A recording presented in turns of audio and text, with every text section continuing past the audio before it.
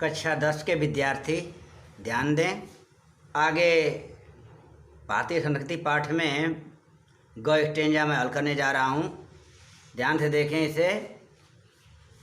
यह केवल एक काव्य की भावना नहीं बल्कि एक ऐतिहासिक सत्य है जो हजारों वर्षों से अलग अलग अस्तित्व रखते हुए अनेकानेक जलप्रपातों और प्रवाहों का संगम स्थल बनकर एक प्रकांड और प्रगाढ़ समुद्र के रूप में भारत में व्याप्त है, जिसे भारतीय संस्कृति का नाम दे सकते हैं। इन अलग अलग नदियों के उद्गम भिन्न भिन्न हो सकते हैं और रहे हैं। इनकी धाराएं भी अलग अलग बही हैं और प्रदेश के अनुसार भिन्न भिन्न प्रकार के अन्न और फल फूल पैदा करती रही हैं, पर सब में एक ही शुद्ध सुंदर स्वस्थ और शीतल जल बहता रहा है जो उद्गम और संगम में एक ही हो जाता है। अब देखिए, स्टेंजा को पढ़ने के बाद थोड़ा चिंतन मनन करेंगे और समझकर नीचे दिए गए प्रश्नों के उत्तर देंगे। देखिए, पहला प्रश्न है, उपर्युक्त गद्यांश का संदर्भ लिखिए। उपर्युक्त गद्यांश का संदर्भ लिखिए। संदर्भ देखिए, प्रस्तुत गद्य खंड हमारी पाठ्य पुस्तक हिंदी गद्य खंड के भारतीय संस्कृति नामक पाठ से लिया गया है। प्रस्तुत पाठ के लेखक डॉक्टर राजेंद्र प्रसाद जी हैं।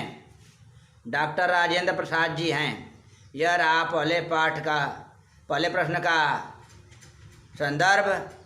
दूसरा प्रश्न देखिए, गद्यांश के रेखांकित अंश की व्याख्या कीजिए। लेखक डॉक्टर राजेंद्र प्रसाद जी कहते हैं कि भारतीय संस्कृति की समानता पुष्पों की माला से करना कोई कवि की कल्पना न होकर यथार्थ है। यह एक ऐतिहासिक सत्य है जो हजारों वर्षों तथा युगों युगों से अलग अलग रूप में देखा जा सकता है। जिस प्रकार विभिन्न नदियों और जलप्रपातों का प्रवाह क्षेत्र एवं उद्गम स्थलों की स्थिति भिन्न भिन्न होती है, परंतु उनका जल दूर दूर से आकर समुद्र में समाकर एक रूप हो जाता है, उसी प्रकार भारत देश में भी विभिन्न विचारधाराओं, धर्मों, जातियों के लोग नदी व झरने की भांति हजारों वर्षों से आकर मिले हैं, जिससे एक विस्तृत समुद्र के समान ही गहन भारतीय संस्कृति का निर्माण हुआ है। यह हुआ दूसरे प्रश्न की व्याख्या। तीसरा प्रश्न देखें, उपर्युक्त गद्यांश के आधार पर भारतीय संस्कृति की एक विशेषता बताइए। तो देखिए, भारतीय संस्कृति की सबसे प्रमुख विशेषता है विभिन्नता में एकता।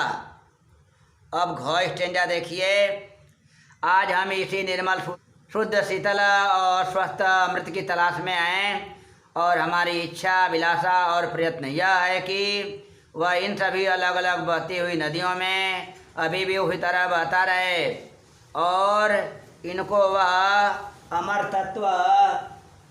तत्व देता रहे जो जमाने के हजारों थपेड़ों को बर्दाश्त करता हुआ भी आज हमारे अस्तित्व को कायम रखे हुए है और रखेगा। अब देखिए, स्टेंजा को पढ़कर चिंतन मनन करके थोड़ा सोच विचार करके नीचे दिए गए प्रश्नों का उत्तर देंगे। पहला प्रश्न है, उपर्युक्त गद्यांश का संदर्भ लिखिए। संदर्भ देखिए, प्रस्तुत गद्य खंड हमारी पाठ्य पुस्तक हिंदी गद्य खंड के भारतीय संस्कृति नामक पाठ से लिया गया है। प्रस्तुत पाठ के लेखक डॉक्टर राजेंद्र प्रसाद जी हैं। यह हुआ पहले प्रश्न जो है उसका संदर्भ। दूसरा देखिए, गद्यांश के रेखांकित अंश की व्याख्या कीजिए। देखिए, रेखांकित अंश की व्याख्या घ में पूरा स्टेंजा ही अंडरलाइन है, सबकी व्याख्या देखें।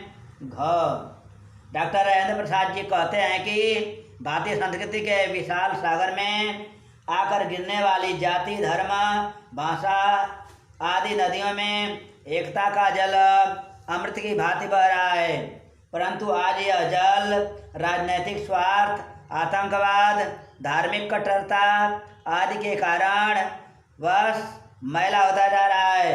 हमें आज भी इस अमृत तत्व की तलाश है जो सदियों पूर्व प्रवाहित होता था, जिसने भारतीय संस्कृति को स्थिरता प्रदान की। लेखक का कथन है कि सभी लोगों में प्रेम एवं राष्ट्रीयता की भावना का संचार हो।